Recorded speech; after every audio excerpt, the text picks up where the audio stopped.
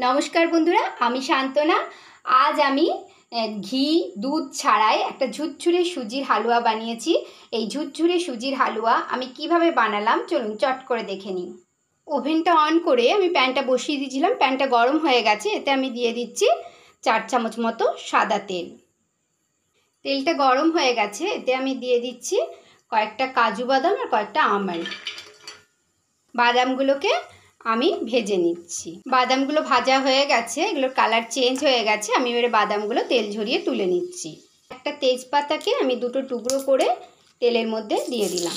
তেজপাতাটা একটু colour change হওয়া পর্যন্ত ভেজে নিচ্ছি। তেজপাতাটার কালার চেঞ্জ হয়ে গেছে। আমি নিয়েছি হাফ কাপ সুজি। এই সুজিটা এবার আমি এর মধ্যে দিয়ে দিচ্ছি।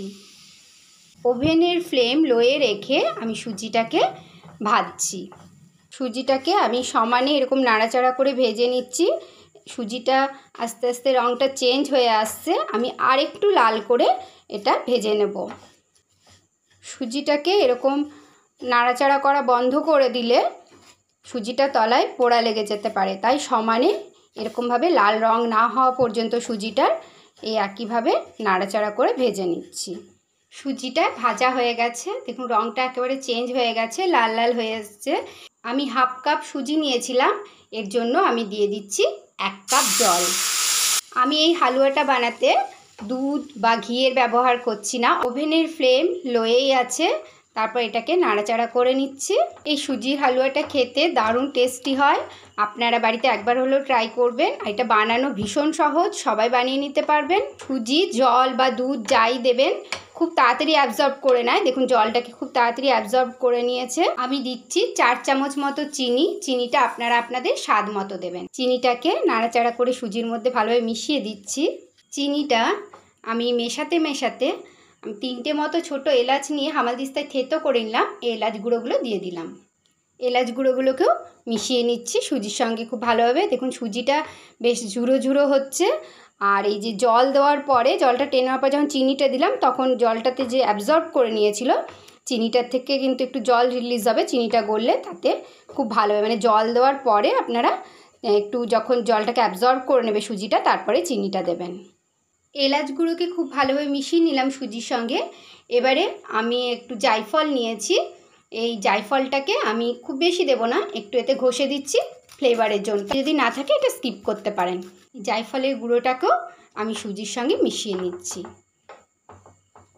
জায়ফলের গুঁড়োটাকে সুজির সঙ্গে মিশিয়ে নিচ্ছি। এবারে কতগুলো কিশমিশ আমি জলে ভিজিয়ে রেখেছিলাম, জল থেকে তুলে এগুলো সুজির মধ্যে দিয়ে দিচ্ছি। ভেজে রাখা আমন্ড আর কাজু বাদামও দিয়ে দিলাম। একটু নারকেলের টুকরো ছিল আমার বাড়িতে, আমি এটা পুরোটা দেবো না, একটু ছোট ছোট করে কেটে এতে সামান্য দিয়ে দিচ্ছি। নারকেলের টুকরোগুলো দিয়ে দিলাম। বাদাম, কিশমিশ, নারকেল সুজির সঙ্গে মিশিয়ে নিচ্ছি। সুজির পরিমাপ নিয়ে ডবল জল দেওয়া হয়, তাহলে ঠিক এই রকম দেখুন ঝুরো ঝুরো সুজিটা হালুয়াটা তৈরি হবে। সুজির হালুয়াতে আমি যেহেতু ঘিয়ের ব্যবহার করছি না, তাই দিয়ে দিচ্ছি হাফ চামচ মতো বাটার। বাটারটাকেও আমি মিশিয়ে নিচ্ছি সুজির সঙ্গে।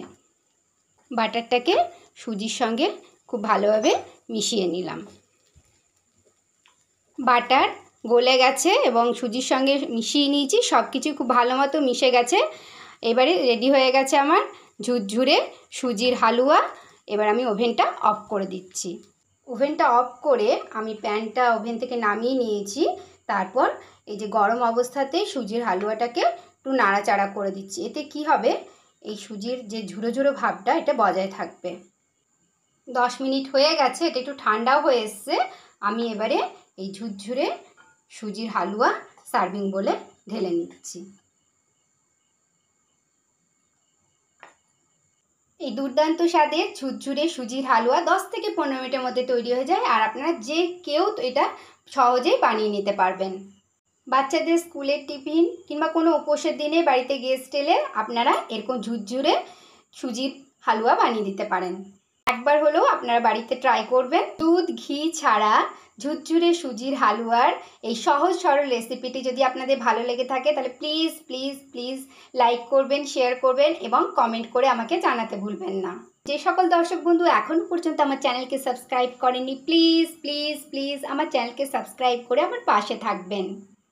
আজ এই পর্যন্তই, দেখা হচ্ছে পরের ভিডিওতে এরকমই সহজ সরল কিন্তু মজাদার কোনো রেসিপি নিয়ে। Till then take care, thank you.